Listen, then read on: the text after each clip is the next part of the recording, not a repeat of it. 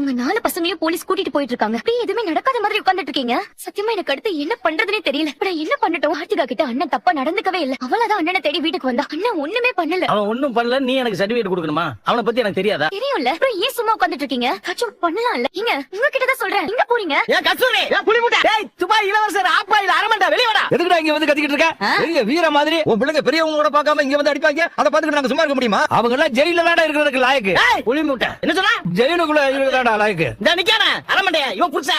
இவன் எதுக்கு என் பையனை வந்து அடிச்சான்?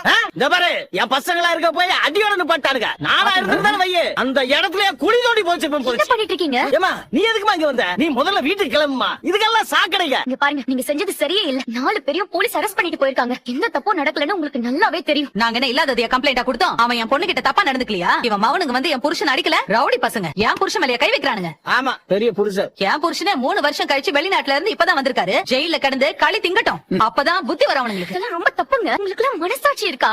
ஆமா கிளம்ப வாங்கிறது. பெரிய குடும்பத்து பொண்ணுன்னு நினைச்சேன். இந்த சாக்கடையில வந்து உட்காந்துக்கிட்டு இருக்க. இவனே வெக்கமான கிட்ட வந்து பேசுறான். நீயும் கூட வந்து பேசுற. இத பாரு அவனுங்க எல்லாம் ஜெயில இருக்கானுங்க. இத சாக்கா வச்சு இந்த வீட்டை விட்டு ஓடி போற வழிய பாரு. அரசே வெக்கத்தை பத்தி நீ பேசுறியா?